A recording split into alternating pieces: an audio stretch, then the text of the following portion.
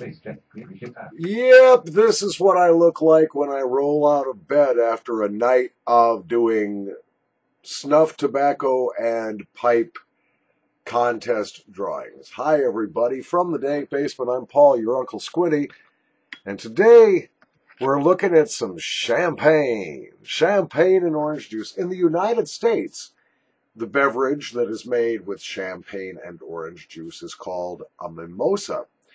But in England, it is called a Buck's Fizz.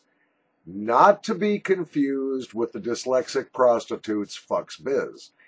Anyway, Buck's Fizz, supposed to taste like champagne and orange juice. Now, this is from Snuffstore.co.uk. But the tin says Samuel Gowan. Now, this is a virgin tin, so it's going to take me a minute probably to pry this open. Trying to use the Martin Bluen method, but of course, Martin is wrong. So, always wrong, Marty. You blew it. No, actually, he's not. I just popped it open. That's no problem. Broke the seal here. I'm using this little thing. This is an old-fashioned, they used to call these church keys. Bottle opener with a cap pry on the other end. I used the cap and pry part. And I got it open. So, move my tobacco plate, move my coffee cup, move the used condoms. Okay, there we go. I'm kidding. There weren't any used condoms. All right.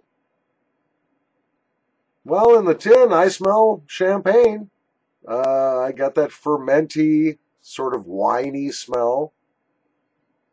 A lot of base tobacco comes out in the tin note. A hint of orange and everything tempered by Kendall tobacco and ammonia. This does not smell terribly pleasant out of the tin, but let's take a look and see what we've got. I have a feeling this is going to be dismal, but we'll give her a shot. Grind is moist and medium. Very consistent from what I can tell just from running my fingertips through it, running barefoot through my snuff. I'm going to grab a fairly large pinch. Let's see if I have a handkerchief here. This could get real snotty. Tell you what, I'll be right back. I'm going to go grab a hanky.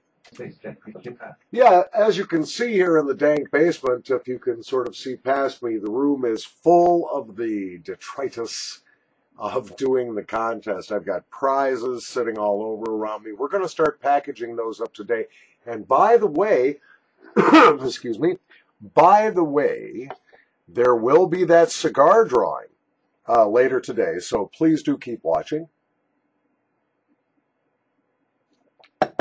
Coffee. So, when does one drink a Buck's Fizz?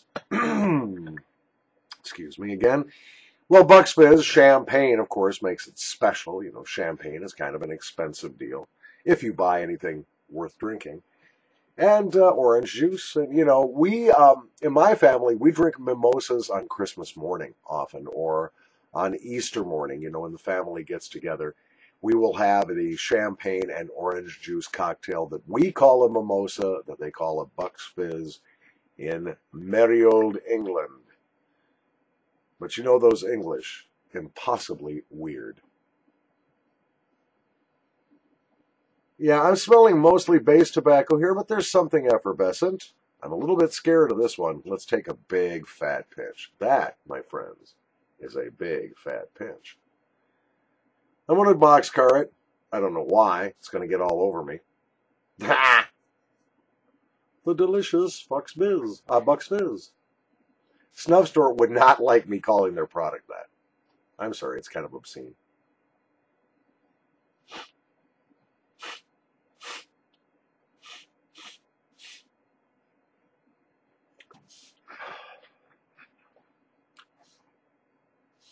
Pronounced burn. Like a pronounced burn. Yikes! I'm not getting a lot of orange in this right away. Nor am I getting a lot of champagne. What I get when I first sniff this is a very dusty, tobacco-y smell.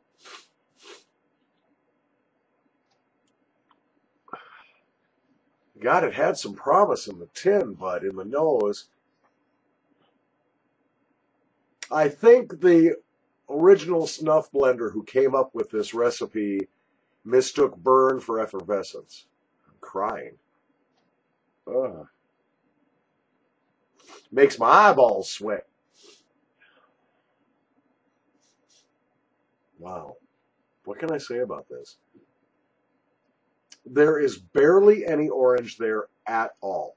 The orange is a suggestion, but it's not as strong as I would hope. You know, if you make a proper Buck's Fizz, you're going to taste both the champagne and the orange juice. And I'm not getting the OJ here at all. Or very, very little.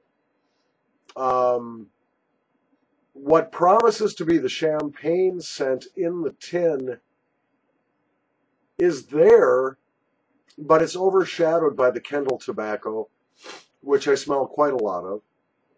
I tell you what, if you're looking for a sweetie, deety, fruity, duty, fizzy, whizzy, really champagne-y, orange, juicy snuff, this is not it. In that regard, it's incredibly disappointing, although not difficult to sniff. Good nose feel, aside from the burn, which subsides very quickly. Backdrip on this is going to be terrible, I think. It's not right now, though. Let me take another pinch. And because I'm brave, I'll do this for you guys. Just because I love you. Hang on a minute.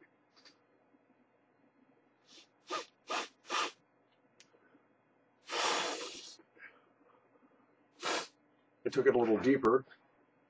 Oh, it burns. Whee! Yeah, she's got some nicotine to her, too. I tell you what, if you're looking for a good Kendall snuff that just has a hint of champagne and a smaller hint of orange juice, this does not develop terribly well in the nose. Whatever goes forward from the champagne scent disappears rather quickly. The orange juice scent almost non-existent. Now remember, this was a very, very fresh tin. I just popped this open, and I've had the tin in my possession less than 4 months. So I'm presuming this is very fresh. You do taste some aluminum from the tin in this, which is not pleasant. On the squinty scale, I tell you what, if you're looking for a decent Kendall tobacco with something a little different in it, this isn't bad, I guess. But it does not deliver on its promise of smelling like a Buck's Fizz or a mimosa cocktail. On the squinty scale, where 1 is useless, worthless, wouldn't give it to my worst enema, and 5 is nearly divine, at best, I'm going to give this a 2 out of 5. Sorry, Snuffstore, but this is pretty dismal. This is not one I would buy again.